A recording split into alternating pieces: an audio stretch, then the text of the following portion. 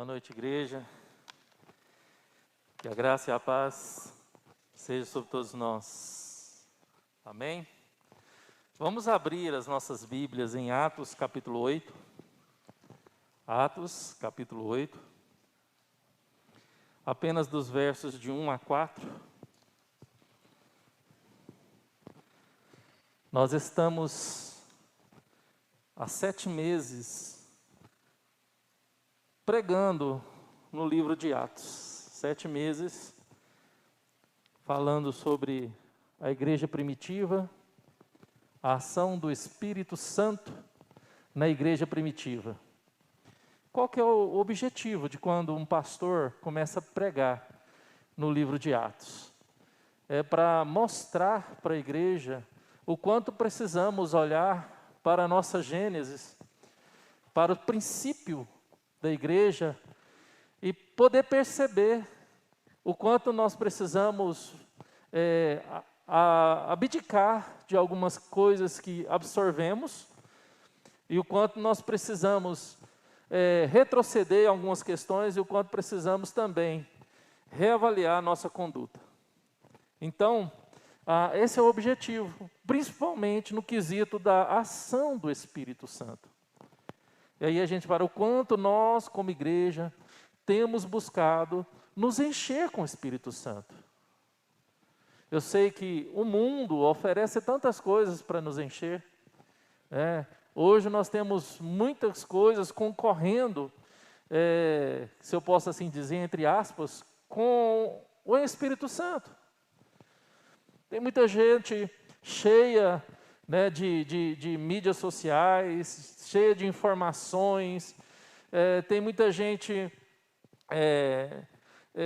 que busca muito entretenimento pela internet. Então, eu vejo que as pessoas têm buscado assim, cheio de tantas coisas, irmãos.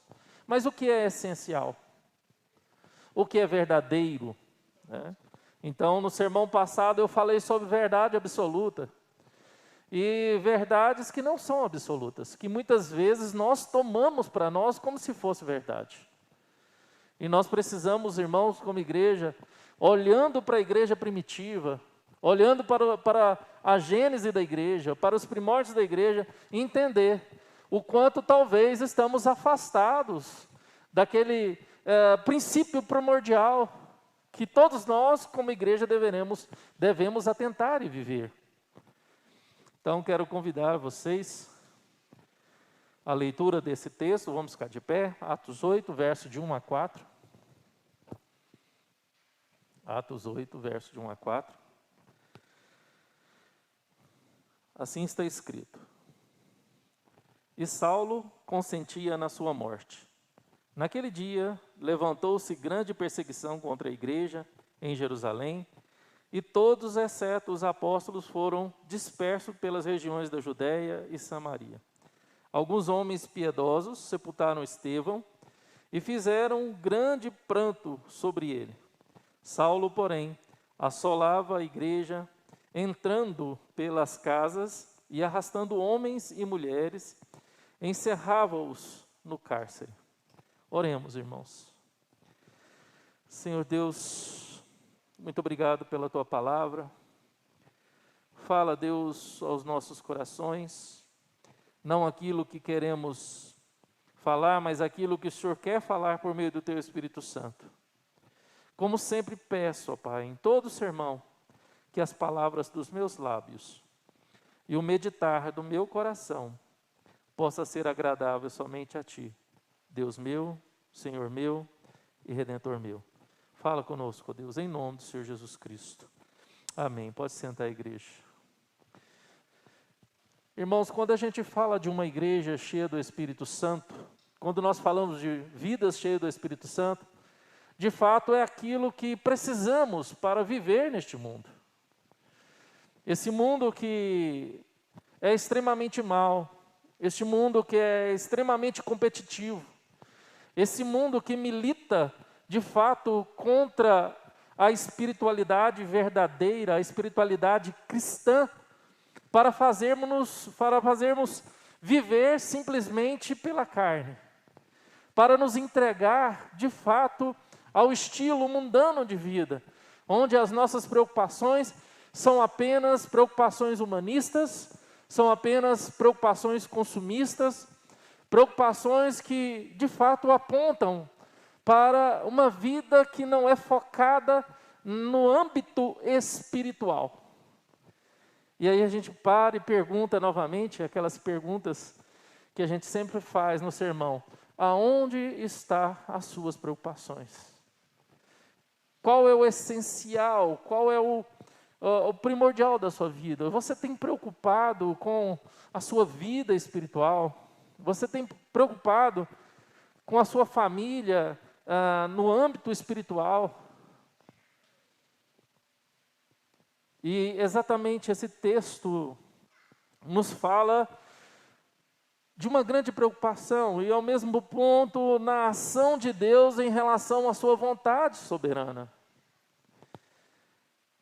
A gente sabe que muitas vezes somos condicionados a tomar certas atitudes que não queremos.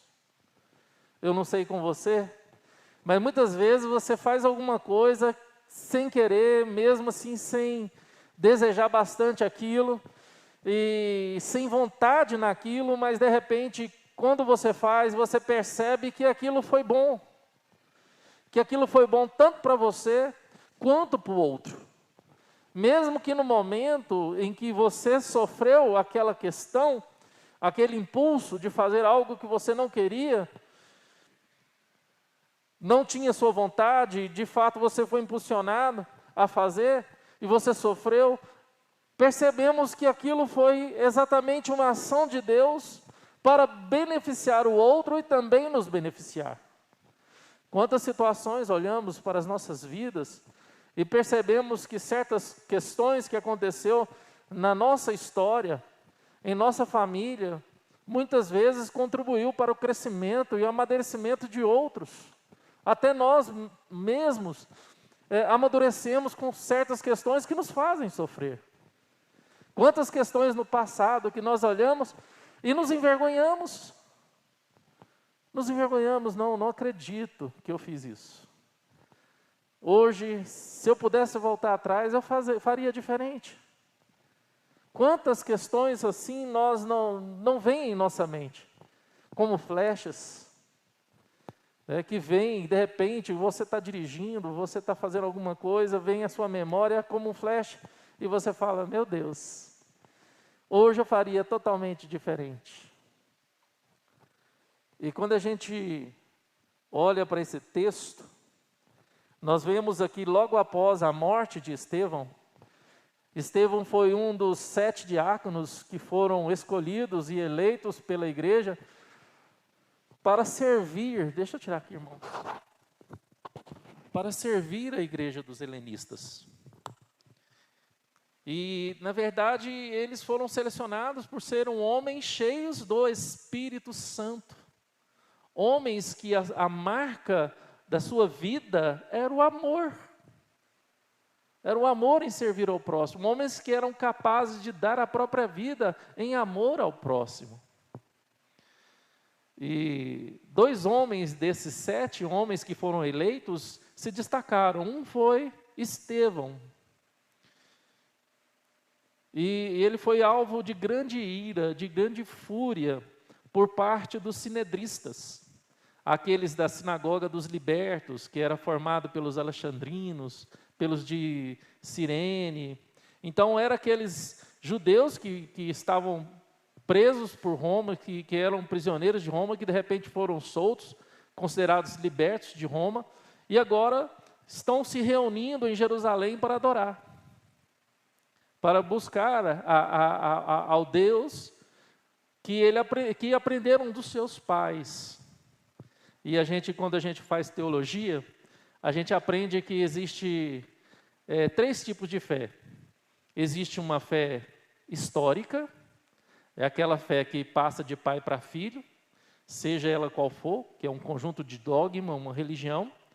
Existe uma fé miraculosa, é uma fé que você crê no sobrenatural, na intervenção divina, porque Deus pode de fato intervir e trazer de fato a cura e a ação milagrosa em sua vida, e existe a fé salvística. E vemos isso claramente aqui no texto de Atos, quando Estevão, confrontando a fé histórica em detrimento à fé salvística, ele traz aquilo que fazia parte daquele conjunto de fé que foi dado pelos pais daqueles judeus, da sinagoga dos libertos. Como vimos no sermão passado, começando em Abraão e terminando em Jesus, e mostrando que agora na nova aliança, os valores são outros. Que aquilo que eles tinham por essencial, que aquilo que eles tinham por primordial, que era o zelo pelo templo e o zelo pela lei, agora não fazia mais sentido. Porque na nova aliança em Cristo Jesus, o templo não é mais construído por mãos humanas, o templo somos nós. E a lei está em nossos corações, aquilo que nós chamamos na teologia de senso divinitatis, ou senso de divindade, onde todos nós somos indesculpáveis diante de Deus. Porque na verdade a lei está impressa em nossos corações. Nós sabemos o que é certo e o errado. Nós sabemos qual atitude que tomamos, se de fato aquela atitude foi certa ou foi errada, se a vida que nós estamos levando está sendo certa ou errado.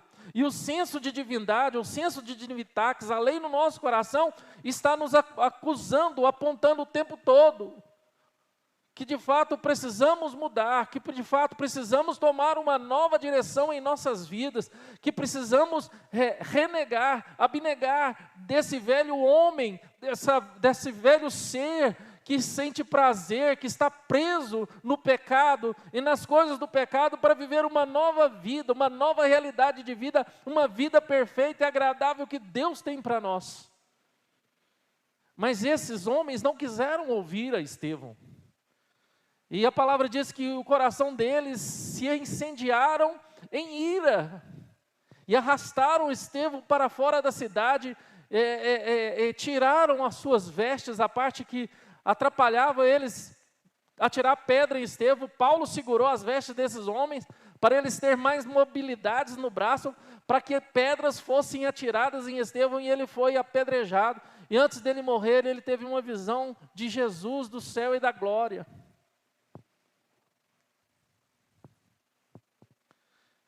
Irmãos, o que eu quero trazer para vocês essa noite, por meio desse sermão, é de fato a realidade aparente em detrimento, uma realidade definida para nós. Aquilo que Deus tem para você é diferente daquilo que Deus quer, ou daquilo que muitas vezes você acha que está vivendo, ou é o certo para você.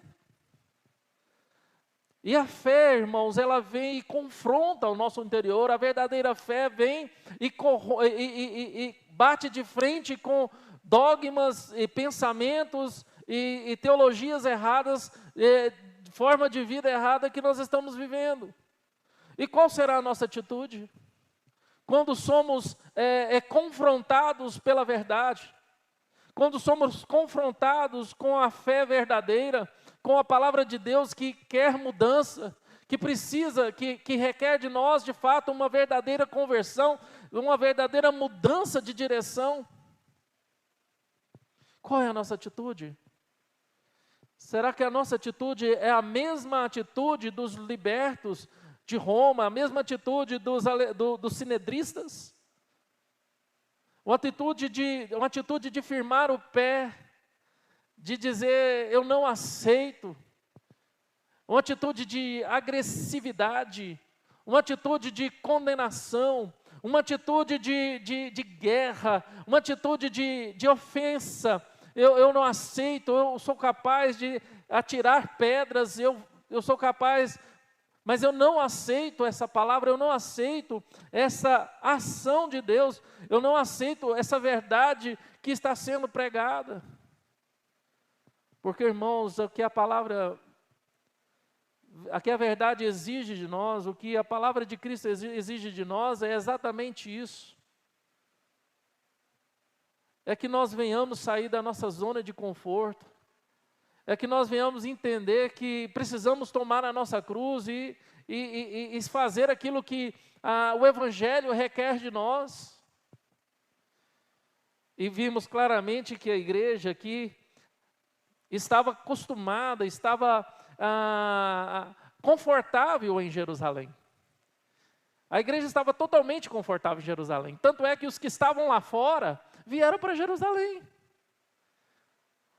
Os de Cirene, os de Alexandria, os de outras regiões estavam em Jerusalém, porque eles achavam que o centro do mundo, o centro da religiosidade, o centro da fé era Jerusalém.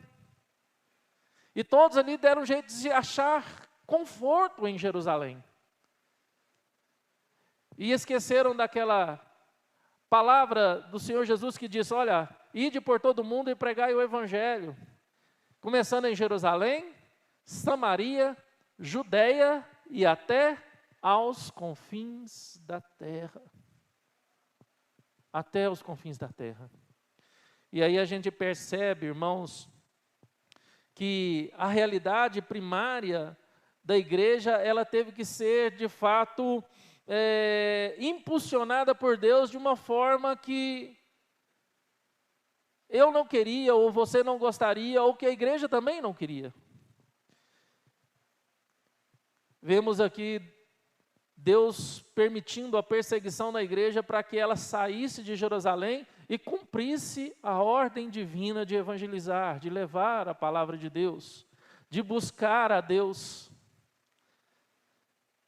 A gente sempre ouve, irmãos, eu não sei se vocês já ouviram isso, se não é pelo amor, é pela dor, né?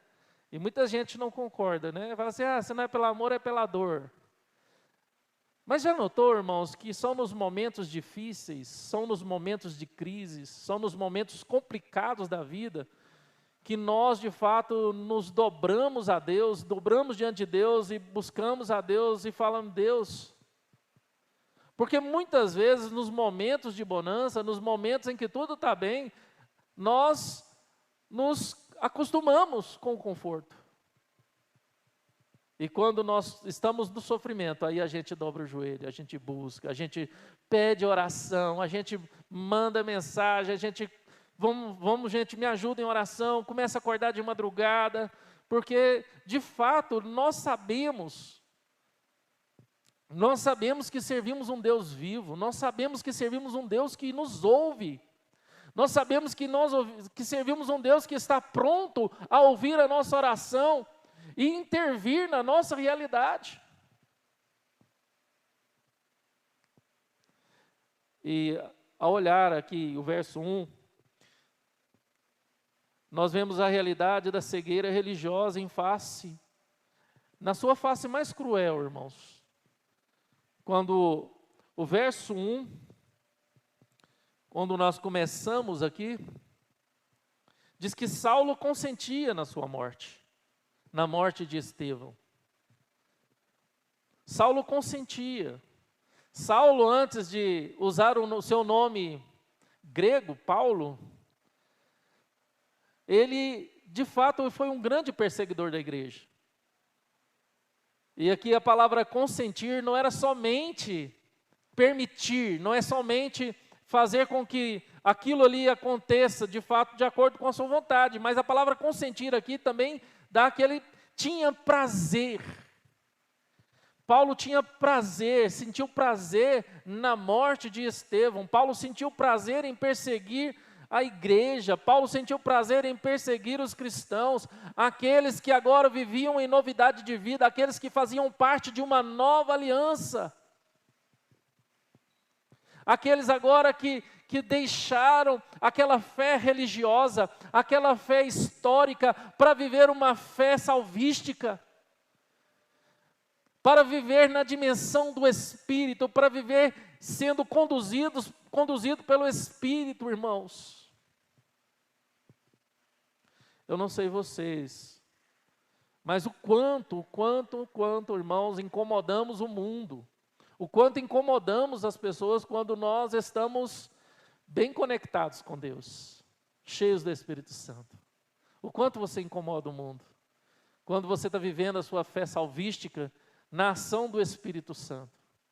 Mas quando também o mundo não se incomoda quando você está tão longe e afastado de Deus. Como ele não se incomoda. Alguma coisa está errada. Alguma coisa estava errada aqui, alguma coisa está errada hoje, quando nós vivemos uma realidade de cegueira. Quando nós deixamos de buscar o essencial em detrimento daquilo que não é essencial, irmãos. E agora, nesse texto, vemos aqui que Paulo sentiu prazer. Segundo o teólogo Clarkson, esse prazer de Saulo saiu de sua profunda convicção religiosa.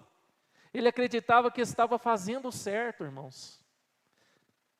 Saulo acreditava na sua fé histórica, na sua fé religiosa, que estava fazendo certo. Isso aqui traz uma lição muito profunda, irmãos. Quantas coisas fazemos ou fizemos de errado na vida, acreditando que estávamos fazendo certo? Quanto estamos sujeitos a errar na vida, tomar decisões erradas, acreditando que estamos fazendo o certo, irmãos.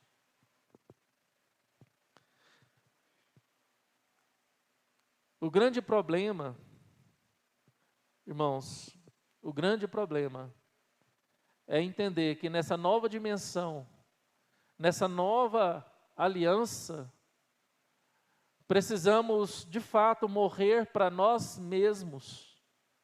Morrer para as nossas vontades, morrer para as nossas vaidades e viver inteiramente para Cristo. Inteiramente para Cristo. Mais uma vez, Kistermark nos fala que devemos ponderar nossas convicções a ponto dela não mais poder fazer mal a uma mosca. Eu creio que a religiosidade dos sinedristas os cegaram. Eles tanto perseguiram e mataram a Cristo, como também perseguiram e mataram os discípulos do Senhor Jesus Cristo. E também isso fez com que criasse, não só por parte dos religiosos judeus, mas também por parte de Roma, uma grande perseguição à igreja. Porque eles pregavam contra os deuses de Roma. Eles pregavam contra a idolatria do imperador. Porque uma fé salvística, irmãos, muitas vezes vai exigir que você não se dobre a coisas erradas. Porque o Espírito Santo dentro da sua vida, dentro do seu ser, vai de fato te impulsionar a lutar contra o desejo pecaminoso de fazer aquilo que é errado, de querer sempre ter vantagens, de querer sempre se sair bem em cima do outro, ou de achar que sempre você está certo e todo mundo está errado. E foi isso que trouxe a morte para Estevão.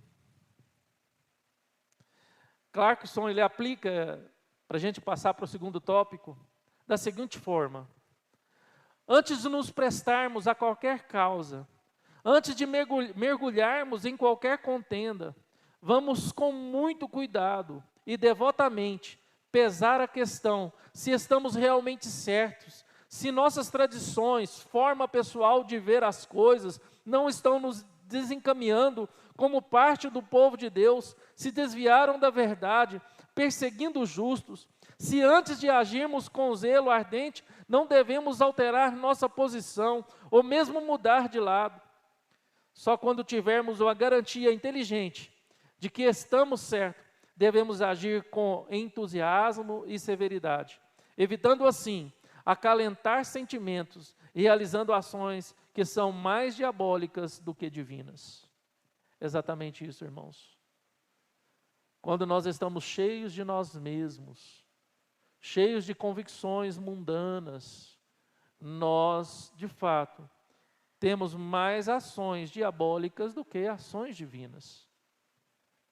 E é isso que Clarkson ele aponta e aplica aos sinedristas.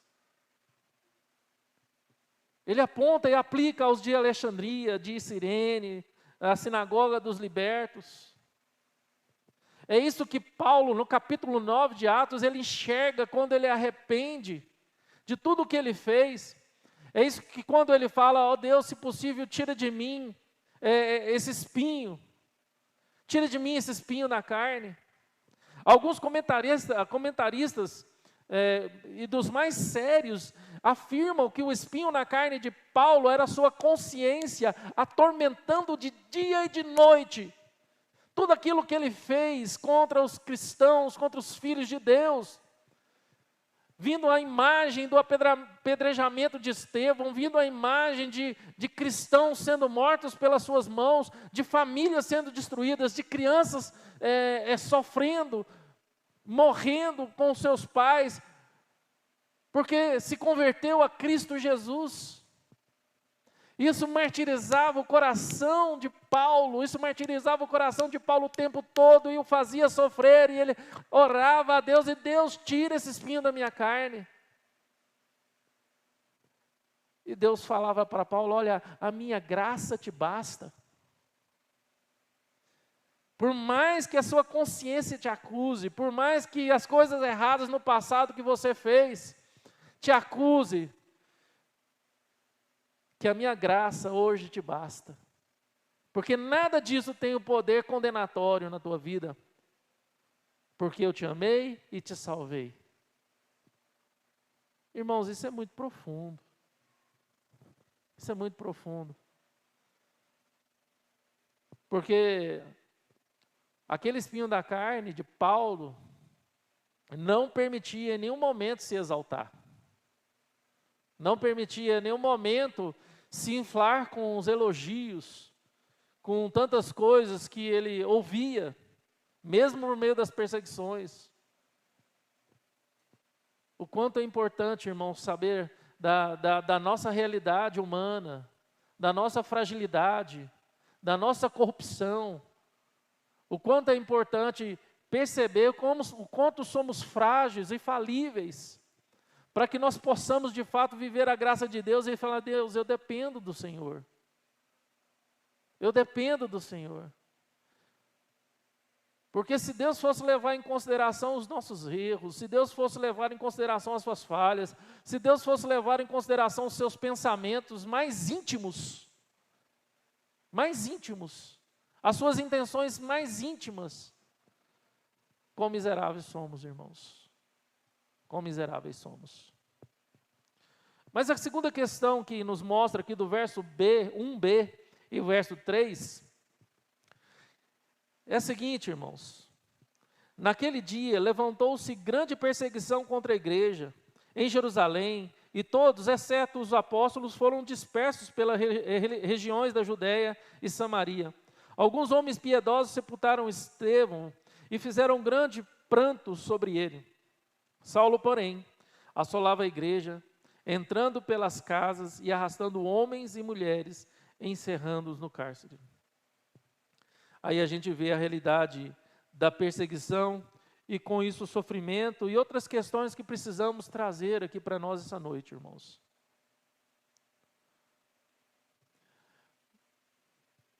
Perseguição a igreja sempre teve. E perseguição como essa nos primórdios da igreja o impulsionaram para que a igreja crescesse, para que a igreja de fato obedecesse o ID do Senhor Jesus Cristo, porque aqui claramente fala que foram dispersos pelas regiões da Judéia e Samaria, eles saíram de Jerusalém. Saíram de Jerusalém. Irmãos, uma realidade se nós não percebermos que os sofrimentos e as dificuldades que nós passamos na vida, as tribulações que passamos na vida, requer de nós que nós venhamos sair de uma zona de conforto. Que os sofrimentos e as dificuldades requer que nós venhamos despertar para uma ação na qual Deus requer de nós. Quantas histórias, irmãos, de pessoas que lutaram em momentos de dificuldades financeiras e estão bem. Casos e mais casos de pessoas que tiveram insights no momentos de dificuldades, no momento de luta financeira, sem probabilidade de sair de uma situação difícil. De repente eles tiveram insights, são pensamentos luminosos por parte de Deus, e de repente, por meio daquela questão, são abençoados. Foram abençoados. E de repente saíram da sua zona de conforto, saíram de Jerusalém e conseguiram marchar em direção àquela vontade de Deus. Não somente na sua vida financeira, mas na sua vida espiritual. E quando a gente fala da igreja de Atos, quando a gente fala da igreja primitiva, falamos de uma igreja que estava sendo cheia do Espírito Santo, vivia cheia do Espírito Santo. E quando nós falamos para nós hoje, como igreja do Senhor Jesus Cristo, como essa igreja da nova aliança, precisamos ser uma igreja cheia do Espírito Santo, e para isso precisamos sair de Jerusalém, irmãos. Estou usando uma alegoria, porque Jerusalém era o centro da religiosidade, era o centro do conforto religioso. Ali era o lugar onde tinha a presença de Deus, o templo de Deus. Ali eu tinha segurança religiosa, porque se eu estava em Jerusalém, eu estava na presença de Deus, e Jesus falou totalmente contrário, e Estevão falou totalmente contrário. Porque, na verdade, nós precisamos nos despir de toda capa de religiosidade, de toda aparência religiosa, de uma falsa piedade, para viver uma verdadeira vida cristã, na busca de se encher com o Espírito Santo, para que nós venhamos ter discernimento, para que nós venhamos ter sabedoria. O quanto precisamos de sabedoria no mundo em que vivemos, o quanto precisamos de sabedoria para lidar com os nossos filhos, o quanto precisamos de sabedoria para lidar com os nossos cônjuges, o quanto precisamos de sabedoria para lidar com questões cotidianas da vida, irmãos. O quanto precisamos de sabedoria. E não é uma sabedoria mundana, não é um simples fato de ter uma intelectualidade, um conhecimento, estar cheio de informação, mas de fato você ter a ação do Espírito Santo na sua vida, que faça com que toda a informação que você tem, todo o conhecimento e toda a experiência de vida sirva e possa ser usado em favor do próximo,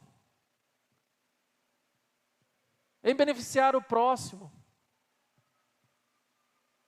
em apontar para Deus, onde o seu casamento aponte para Deus, onde a sua família aponte para Deus, onde a sua vida profissional aponte para Deus.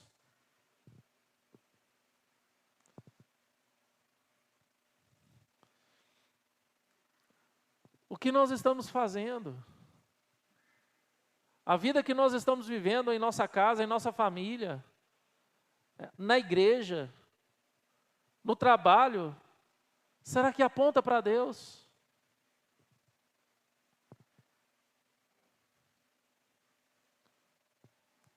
Quando eu conheci o marketing de rede, chamado Marketing Network, a primícia do marketing de rede naquela época era um ajudando o outro, e todos se ajudam.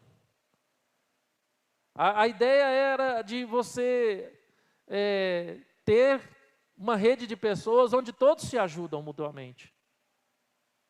E que ninguém vai sobressair sobre ninguém, mas a ajuda de todo mundo para que todo mundo fique bem. E na verdade, depois a gente foi descobrir que aquilo ali não era verdade. Aquilo ali não era realidade.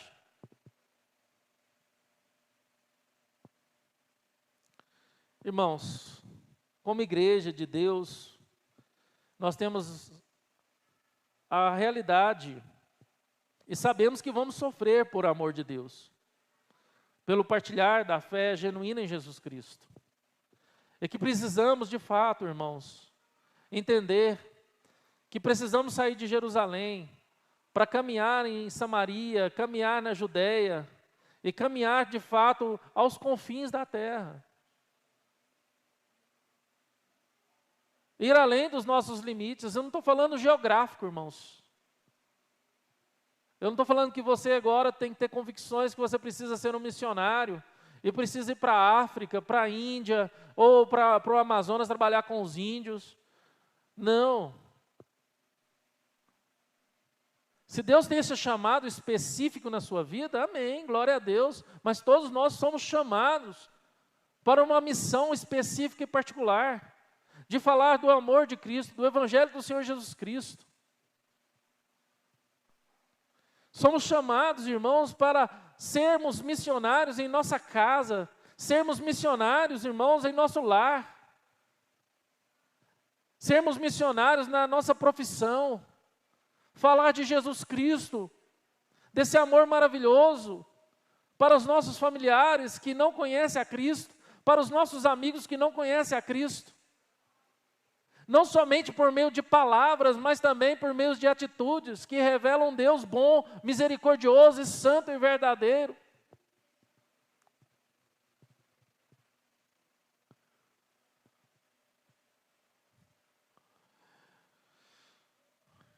Irmãos, a Bíblia diz claramente que Paulo assolava e Paulo perseguia a igreja. Paulo assolava, perseguia e assolava. E a igreja ia sendo dispersa e pregando o Evangelho. A igreja ia obedecendo o chamado de Deus, irmãos. Por mais que nós não gostamos de sofrer, por mais que nós buscamos sempre o que é agradável, o que é gostoso, o que é prazeroso, nós temos que entender que certos desafios da nossa vida, que certos sofrimentos que passamos, servem de fato para revelar uma verdade que muitas vezes ela está obscura ou escurecida diante dos nossos olhos.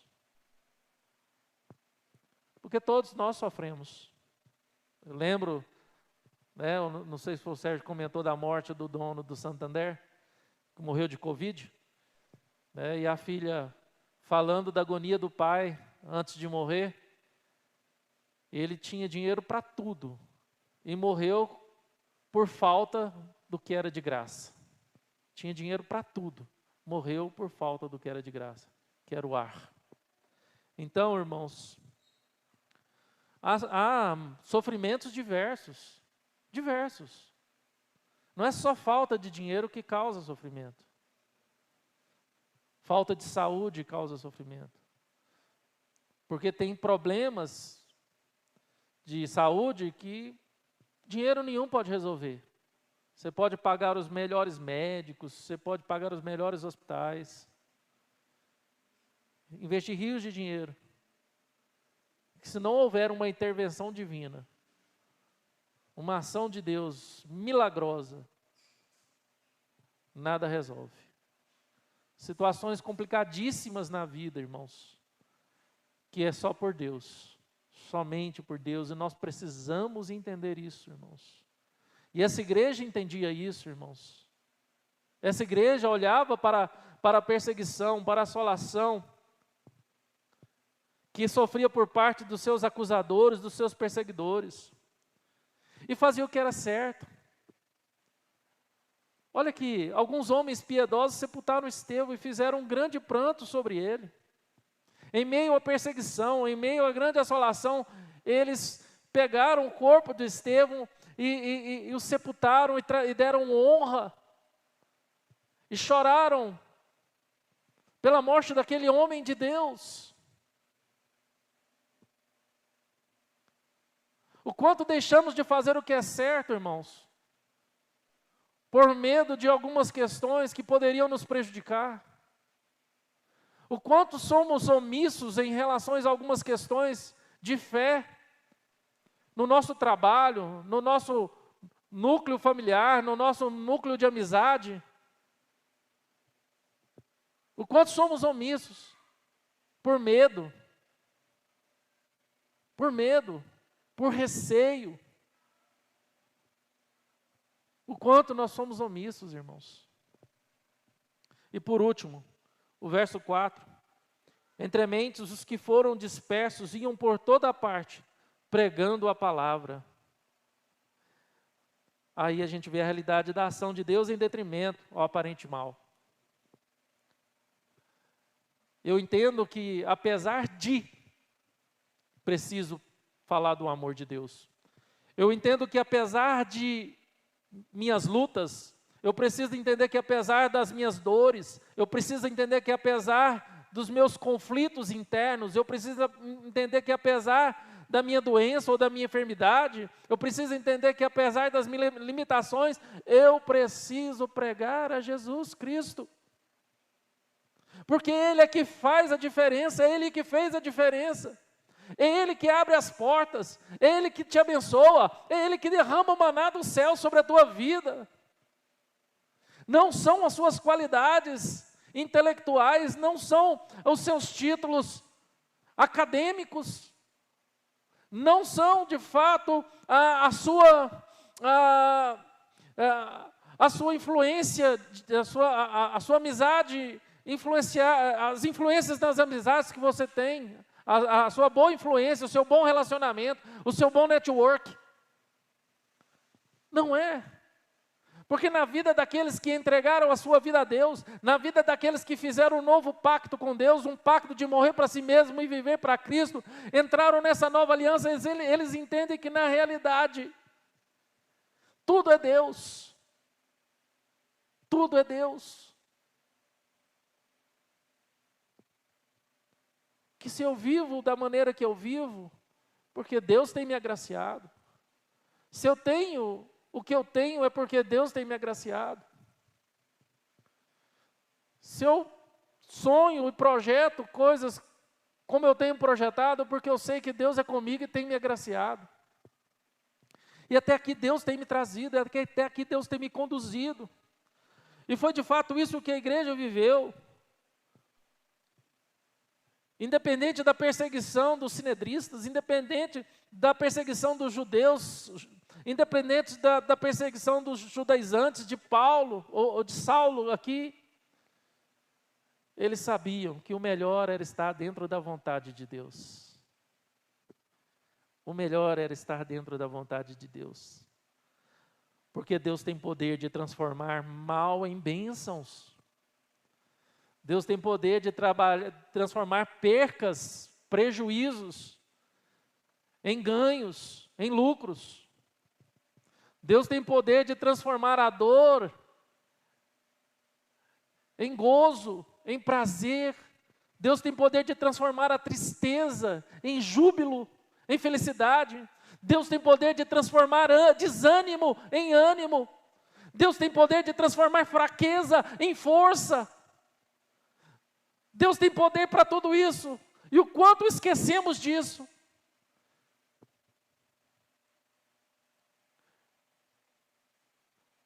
Jesus Cristo é uma prova disso. A sua humilhação, sua condenação, sua morte, aparente mal, foi a maior bênção que a igreja precisava. Irmãos,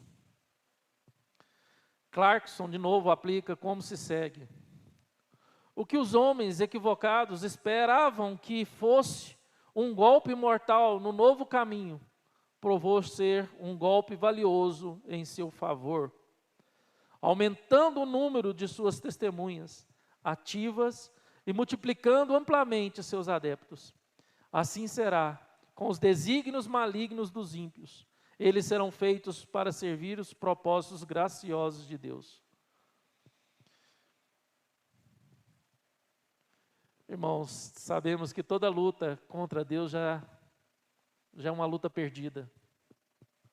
Toda ação contra Deus já é uma ação perdida. Porque Deus, nosso Deus, é um Deus vitorioso. E a vitória está garantida ao seu povo, à sua igreja. Mas precisamos, irmãos, entender o mais rápido possível que não podemos sentirmos confortados em Jerusalém. E que precisamos, de fato, nos encher do Espírito Santo para que tenhamos coragem de sair de Jerusalém, da nossa zona de conforto, e colocar a mão no arado, independentes das dificuldades, independentes das lutas e adversidades, porque temos a real convicção de que Deus está conosco, e esse Deus nunca nos abandonou e nunca nos abandonará. Nunca nos abandonará. E aí a gente pode terminar, irmãos, lendo dos versos 5 ao verso 8, conclusão, para a gente terminar. Filipe, descendo a cidade de Samaria, anunciava-lhes a Cristo.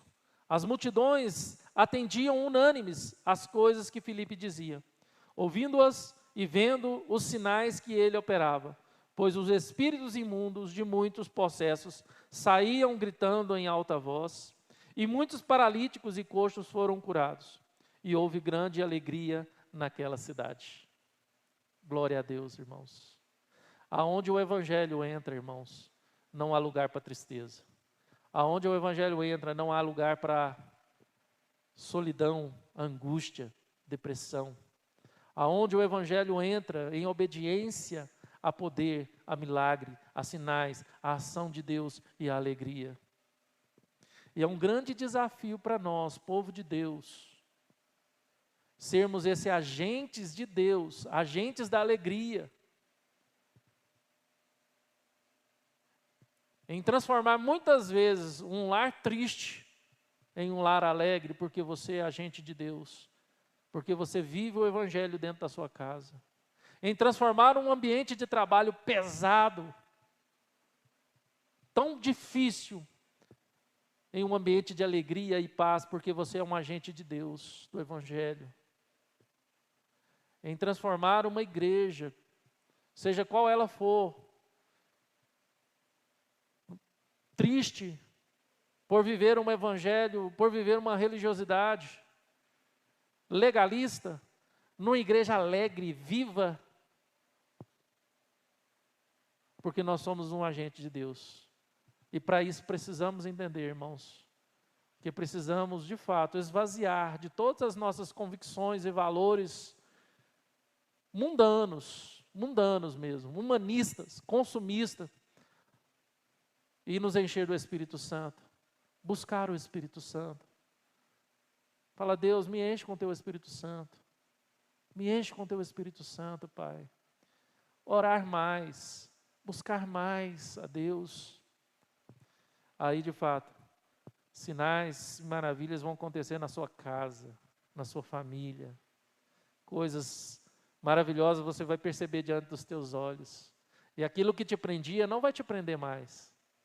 Aqueles medos que você tinha, não vai mais fazer parte na sua vida. Porque apesar de tantas coisas acontecendo à sua volta, você vai ser uma ferramenta de Deus, maravilhosa, onde Deus vai operar por meio da sua vida. E com certeza vai haver grande alegria na sua volta, em sua volta. E assim na igreja, assim na sua casa e na sua família. Vivemos numa época em que a depressão, irmãos, é o mal do século. Depressão é o mal do século. Quando aquele amigo meu veio aqui na igreja vender um livro, lançar um livro dele, é Dom Esron, da Hora de Deus, fez seminário comigo, hoje é jornalista e escritor. Ele veio lançar o livro dele aqui sobre depressão, e o tema do livro é o que não te falaram sobre a depressão, mais ou menos isso o livro. E ele mostra claramente que muitas vezes o remédio ele ajuda você sair da crise depressiva, da tristeza, o remédio ele ajuda, mas na verdade nós precisamos entender que nós precisamos de algo maior, muito maior do que remédio, e nos encher disso, para que de fato nós venhamos nos libertar de toda tristeza e de toda angústia, para viver uma vida que Deus realmente tem para mim e para você, onde tudo vai fazer sentido, e de fato você vai ser satisfeito, não nas coisas, mas de fato em Deus. Amém? Vamos orar. Pai querido, Deus, nós te louvamos pelos atos do Teu Espírito Santo, por meio da igreja primitiva. Estamos, Pai, vendo a Tua igreja, o romper da Tua igreja, a gênese da Tua igreja, para que nós venhamos ver, ó Pai, aonde nós caímos, e levantarmos, e retrocedermos, e continuar a nossa caminhada. Sabemos, ó Deus, que tem muitas coisas que concorrem para enfraquecer a nossa fé, para desviar os nossos olhos, para nos anestesiar em relação à dor do outro, ao sofrimento do outro. Mas, ó Deus, hoje, pela Tua palavra, vimos, ó Pai, que quando nós, de fato, tiramos o nosso foco de nós mesmos, daquilo que queremos ou daquilo que buscamos com tanta força, apesar de tanta dor, de tanto sofrimento em nossa volta ou até em nós mesmos, para uma busca pelo Teu Espírito Santo, ó Pai, encher do Teu Espírito Santo, veremos, ó Deus, que não mais sofreremos com as grandes dificuldades que nos assolam, mas que ao ir todos os dias ao trabalho, indo ao trabalho, indo dentro da família, seja onde for, nas nossas amizades, levando a Cristo por meio da nossa fé, da nossa vida e por meio das palavras, possamos de fato ser agentes da alegria. Agentes da alegria. Te pedimos e te agradecemos, ó Pai, que nós possamos ser não somente esse recipiente da alegria, mas que nós venhamos transbordar essa alegria a outros, num mundo que tanto precisa de alegria e felicidade, e que tem buscado alegria e felicidade em coisas vãs, passageiras e que não são eternas. Muito obrigado pela Tua palavra, muito obrigado pela Tua igreja, muito obrigado pelo Teu povo, ó Pai. Assim eu oro, assim eu peço, assim eu agradeço, em nome do Senhor Jesus Cristo. Amém, amém, amém.